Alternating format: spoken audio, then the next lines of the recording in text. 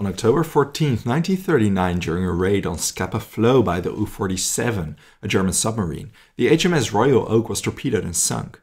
The captain of the German submarine, Günther Prien, was awarded the Knight's Cross of the Iron Cross. Due to the success of the secret raid, the German Kriegsmarine realized the potential of U-boats and would eventually ramp up their production. Now, the Battle of the Atlantic is incredibly well documented, for a good reason, by the way, as it is the most extended uninterrupted military campaign of the war. In total, between September 39 and May 45, the Germans lost 783 submarines, the Italians lost 17. Something that is covered far less extensively and isn't necessarily as bloody, but is interesting nonetheless, is the special flotilla of U-boats, the Kriegsmarine, sent to the Indian Ocean and Pacific War Theater. This squadron, the so-called Monsun Gruppe, had to disrupt Allied shipping transports and maintain contact with the Japanese, the German allies on the other side of the world. Their base was located in Penang on the northwest coast of peninsular Malaya. Perhaps most interesting of all, although Germany and Japan were officially allied during the war, this was the only time both powers intensively collaborated.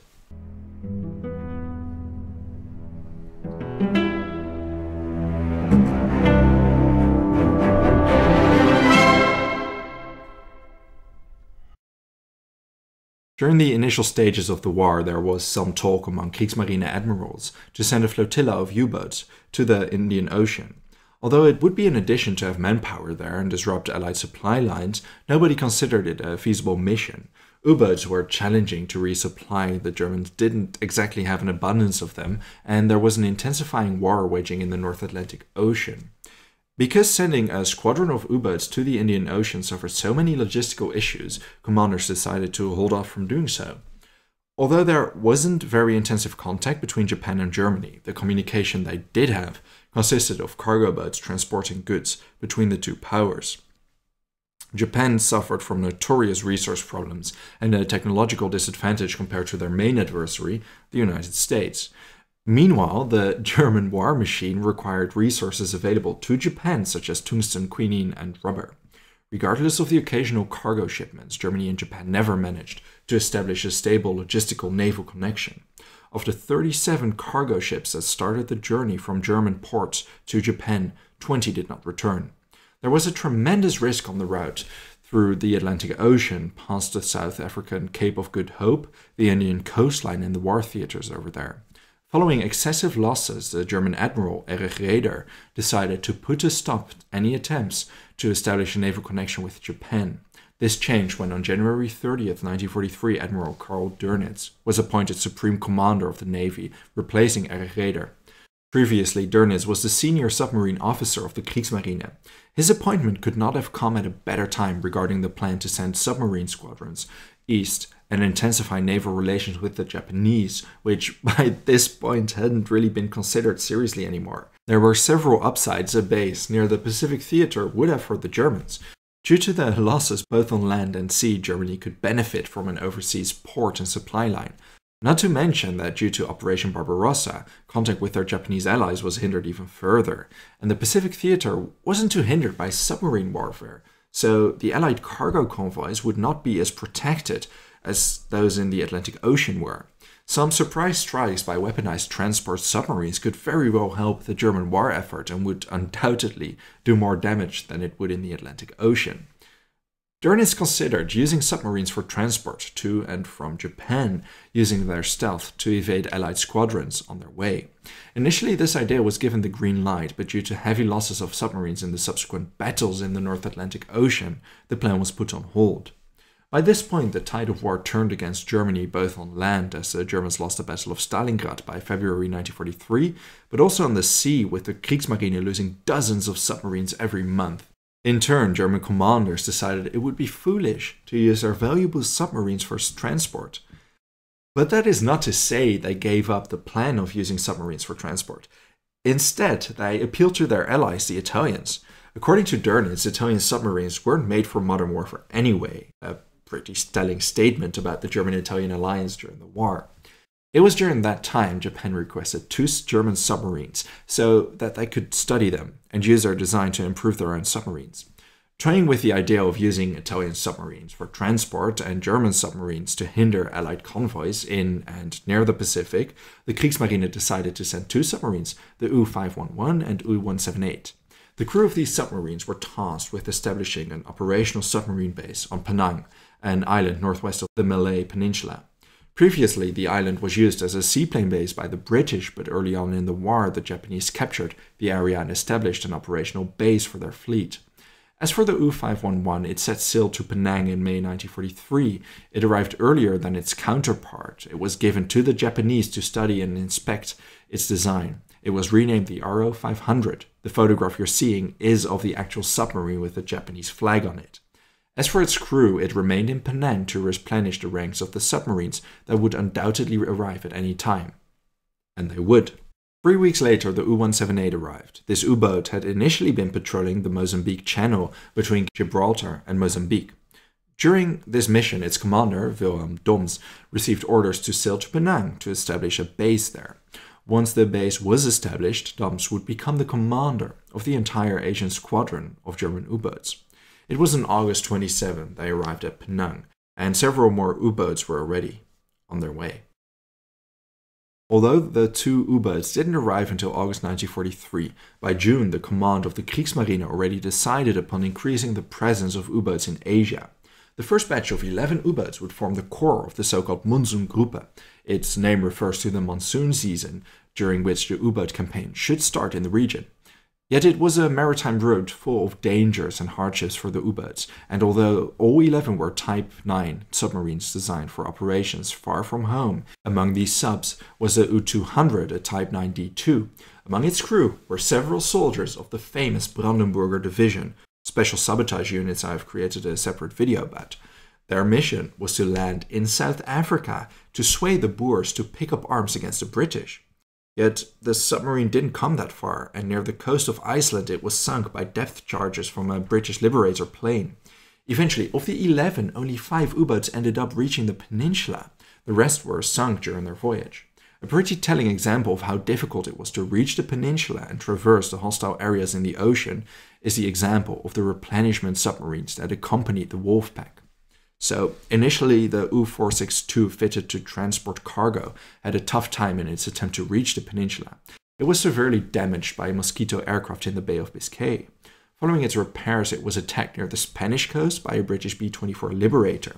The repairs from this attack took a month and the submarine wasn't able to rejoin the Wolfpack.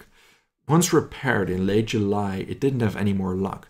A British Halifax bomber definitively sank it. So that's a bummer, and in response to the U-462 not being able to join the Wolfpack, the Kriegsmarine sent the replenishment U-boat U-487. In early July, the submarine was sunk by chance in the Central Atlantic by US Adventures and Wildcats before ever reaching the group. Right, so only 5 boats reached the Penang base in November, where the U-178 welcomed them. These 5 remaining U-boats formed the core group of the Monsun Gruppe, but weren't operational yet. All of them had to be repaired following the nightmarish journey, and that brings us to the central problem the Monsun Gruppe faced once they arrived: repairs. The total average downtime of a U-boat upon arrival was 50 days. The German crew weren't well versed in Japanese culture, and cooperation wasn't exactly easy. The Japanese refused to work for white men, for example, so in practice, the German crew had to fix their U-boats on their own. The language barrier caused problems as well. One of the funniest anecdotes I came across was when the Germans showed Japanese locals a broken copper screw, which I required for a pump. The Japanese started the production of a batch of screws, but once finished, they delivered an entire batch of broken off screws that simply recreated the faulty one. When the U-boats finally were made operational, their success in combat wasn't great either. In total, they managed to sink 6 Allied cargo ships and 6 dhows, a more traditional sailing vessel. Meanwhile, of the subs, only 2 would see the end of the war. All in all, their deployment was insanely costly and barely yielded results. During late 1943, 5 more submarines started their journey to Penang as an addition to the Monsun Gruppe. Of these 5, just 1, the U-510, arrived in April 1944. The other 4 were sunk. Due to limited capacity, as this map perfectly shows, the German U-boats that eventually arrived often used other bases in the region. There were small bases around Jakarta and Surabaya, for example. These too were mainly operated by Japanese shipyard workers, in turn producing the exact same problems. Of 23 subsequent U-boats that set sail to Penang from the European theater, only 9 made it. As for the Italian submarines, the story isn't much better. 7 submarines were sent in total.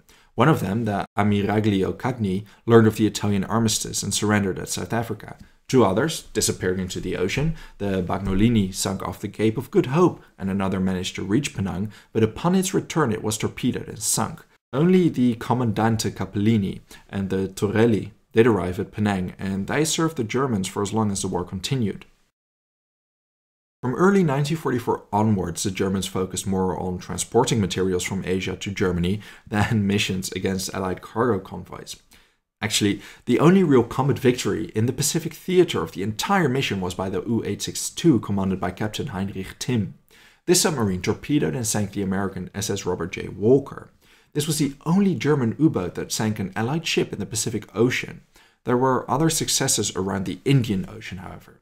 Aside from the 6 vessels and 6 dhows sunk by the initial submarines, in total the submarines that did make it to the Asian bases were redeployed on a mission, and they sunk 33 ships in total. Considering the losses, it wasn't a great victory ratio. As for the transport submarines, it was even worse. Of the 24, merely 2 returned safely to Europe to deliver quinine and rubber, and 4 others didn't turn up until Germany had already surrendered. So you could say the entire endeavor was insanely costly and barely effective for the Germans. There were several reasons why the Monsun Wolfpack wasn't a success. For starters, the Allies had cracked the Enigma code, rendering U-boats far less useful. And the Allies became aware of German submarines in Asia early on, so they naturally upped the protection of cargo convoys. And, well, we've already touched upon the problematic repairs, and there was a severe shortage of materials, which became increasingly worse as the war progressed. And the fact Germany was losing ground in the European theater rendered a large chunk of the commanders of the Wolfpack guessing what their next action should be. Towards the end of the war, U-boats received the order to return to the Atlantic Ocean and to join the war effort there. During their return journey, many of them were picked off by Allied torpedo boats and Allied warplanes. When Germany surrendered on May 8, 1945, only 6 submarines, including crew, were left over in Asia. The Japanese Imperial Navy took over command, and their war would last for several more months. The German crew that stayed behind and continued training Japanese submarine crews had been doing so for the past couple of months already. The Japanese Navy now integrated the remaining submarines into their navy. 2 Italian-turned-German submarines and 4 actual U-boats were designated with the I suffix. Of these, the I-506 wasn't even used during these months due to a shortage of Japanese crewmen. 2 other submarines merely went on short training missions, but saw no combat. The Italian submarines were never used either, so as you can tell they met a pretty useless fate. When Japan officially surrendered following the atomic bombing of Hiroshima and Nagasaki, the Japanese Navy scuttled the Italian submarines, which at this point were stationed at Kobe. In total, 41 German submarines left for Asia, and only 6 ended up safely returning to Europe. After Japan's surrender, British soldiers captured and arrested the Germans remaining in Penang. Captain Duns was released 2 years later in 1947 and lived until 1990. That goes for most of the crew. Most of them didn't receive any severe punishment. Well, except for one man. In early 1944, the captain of the U-852, Captain Heinz Wilhelm Eck, ran into the Greek ship Peleus. Reasoning he was on a secret mission, he torpedoed the ship and had all merchantmen killed.